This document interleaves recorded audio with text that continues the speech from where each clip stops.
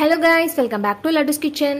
இன்னைக்கு நம்ம சேனல்ல ரொம்பவே டேஸ்டியான பொரிச்ச முட்டை மசாலா எப்படி பண்றதுன்னு பார்க்க போறோம். இந்த முட்டை மசாலா பாத்தீங்கன்னா சாதம், சப்பாத்தி, இட்லி, தோசை எல்லாத்துக்கும் சூப்பரான காம்பினேஷனா இருக்கும். டக்குன்னு குயிக்கா செஞ்சிடலாம். ரொம்பவே டேஸ்டியா இருக்கும். எப்படி பண்ணலாம் அப்படின்றத இந்த வீடியோல பார்க்கலாம். வீடியோக்குள்ள போறதுக்கு முன்னாடி நம்ம சேனலை நீங்க ஃபர்ஸ்ட் டைம் பாக்குறீங்கன்னா மறக்காம நம்ம சேனல் லட்டுஸ் கிச்சனுக்கு சப்ஸ்கிரைப் பண்ணி பக்கத்துல இருக்க பெல் ஐகானை கிளிக் பண்ணி வச்சுக்கோங்க. வாங்க வீடியோக்குள்ள போலாம்.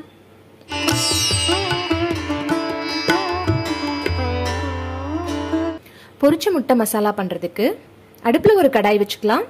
கடாய் சூடானதும் 2 டேபிள் ஸ்பூன் எண்ணெய் காஞ்சதும் ஒரு பிரிஞ்சி இலை, ஒரு துண்டு பட்டை, 2 ஏலக்காய், 2 கிராம்பு, 1/2 டேபிள் ஸ்பூன் அளவுக்கு சோம்பு சேர்த்துக்கலாம். சோம்பு பொரிஞ்சதும் ஒரு பச்சை மிளகாய் எடுத்து இந்த மாதிரி பொடி பொடியா கட் பண்ணிருக்கேன். அதை சேர்த்துக்கலாம். கூடவே ஒரு கொத்து கருவேப்பிலை. கருவேப்பிலை பொரிஞ்சதும் ஒரு பெரிய வெங்காயம் எடுத்து இந்த மாதிரி பொடி பொடியா கட் பண்ணியிருக்கேன். இதை சேர்த்துக்கலாம். வெங்காயம் சேர்த்து நல்லா வதக்கிக்கோங்க. வெங்காயம் வதக்கும் போது கொஞ்சமா உப்பு சேர்த்துக்கலாம். உப்பு சேர்த்து வதக்கும் போது வெங்காயம் சீக்கிரம் வதங்கிடும்.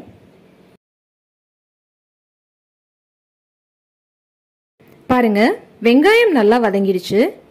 இந்த ஸ்டேஜ்ல 1/2 டேபிள் ஸ்பூன் அளவுக்கு இஞ்சி பூண்டு பேஸ்ட் சேர்த்துக்கலாம்.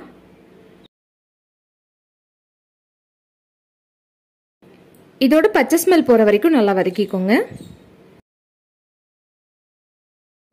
நான் இன்னைக்கு 3 தக்காளி எடுத்து நல்லா பேஸ்டா அரைச்சு எடுத்திருக்கேன். இது பச்சையா அப்படியே அரைச்சு எடுத்த தக்காளி பேஸ்ட். இதை இது கூட சேர்த்துக்கலாம். சேர்த்து இதை கலந்து விட்டுருங்க. இதுல 1 டேபிள் ஸ்பூன் மிளகாய் தூள், 1 டேபிள் ஸ்பூன் மல்லித்தூள், 1/2 table spoon garam masala, 1/4 table spoon மஞ்சள் தூள், இதெல்லாம் சேர்த்து நல்லா மிக்ஸ் பண்ணிக்கோங்க.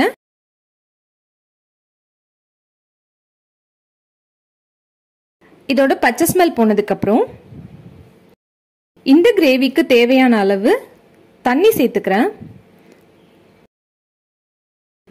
5 to 7 நிமிஷம் இதை நல்லா கொதிக்க விட்டுறலாம்.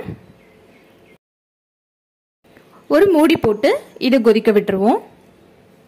இது கொதிச்சிட்டு இருக்க இந்த டைம்ல இன்னொரு அடுப்புல ஒரு கடாய் வச்சிருக்கேன். இதுல 2 டேபிள் ஸ்பூன் அளவுக்கு எண்ணெய் சேர்த்திருக்கேன். எண்ணெய் காஞ்சதுக்கு அப்புறம் ஒரு முட்டை எடுத்து இந்த மாதிரி உடைச்சு ஊத்திக்கலாம். இதுல கொஞ்சமா மிளகாத்தூள், அப்படி இல்லைன்னா மிளகுத்தூள் சேர்த்துக்கோங்க. சேர்த்து ஒரு பக்கம் பொரிஞ்சதும் இதை இன்னொரு பக்கம் திருப்பி போட்டுடலாம். பாருங்க, இந்த மாதிரி திருப்பி போட்டு இன்னொரு பக்கமும் நல்லா பொரிய விட்டுருங்க. பாருங்க, முட்டை நல்லா பொரிஞ்சிருச்சு. இப்போ இதை எண்ணெயில இருந்து எடுத்துருவோம்.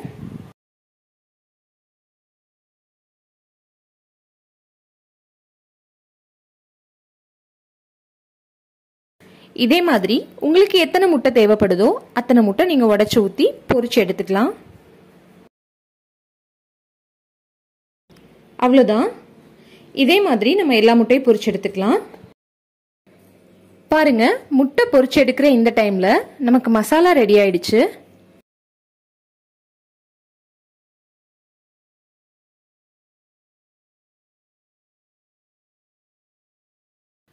இதுல நம்ம பொரிச்சு எடுத்து வச்சிருக்க முட்டையெல்லாம் சேர்த்துக்கலாம்.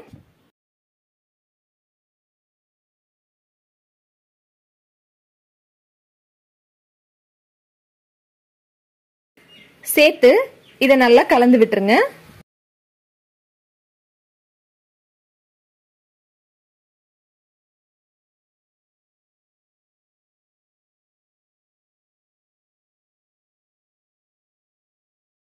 இதை மறுபடியும் மூடி போட்டு ஒரு 5 நிமிஷத்துக்கு கொதிக்க விட்டுக்கலாம்.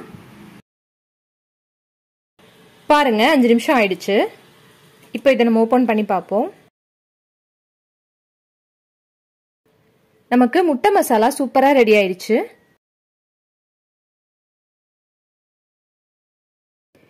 இந்த டைம்ல கொஞ்சமா கொத்தமல்லி தூவி நம்ம அடுப்பு ஆஃப் பண்ணிக்கலாம். அவ்வளோதான் பாருங்க, ரொம்பவே டேஸ்டான பொரிச்ச முட்டை மசாலா நமக்கு சூப்பராக ரெடி ஆயிடுச்சு. நான் ஸ்டார்டிங்லேயே சொன்ன மாதிரி இந்த பொரிச்ச முட்டை மசாலா எல்லா சாப்பாட்டுக்கும் சைடிஷாக சேர்த்து சாப்பிட்றதுக்கு ரொம்பவே நல்லாயிருக்கும். சாதத்து கூட போட்டு பிசைஞ்சு சாப்பிட்றது கூட இது ரொம்பவே டேஸ்ட்டாக இருக்கும். கண்டிப்பாக இந்த ரெசிபியை உங்கள் வீட்டில் ட்ரை பண்ணி பாருங்கள். ட்ரை பண்ணி பார்த்துட்டு எப்படி வந்ததுன்னு கமெண்ட் செக்ஷனில் சொல்லுங்கள். மறக்காமல் நம்ம சேனல் லட்டுஸ் கிச்சனுக்கு சப்ஸ்கிரைப் பண்ணி பக்கத்தில் இருக்க பெல் ஐக்கானை கிளிக் பண்ணி வச்சுக்கோங்க. தேங்க்யூ ஃபார் வாட்சிங். Eat healthy, stay healthy.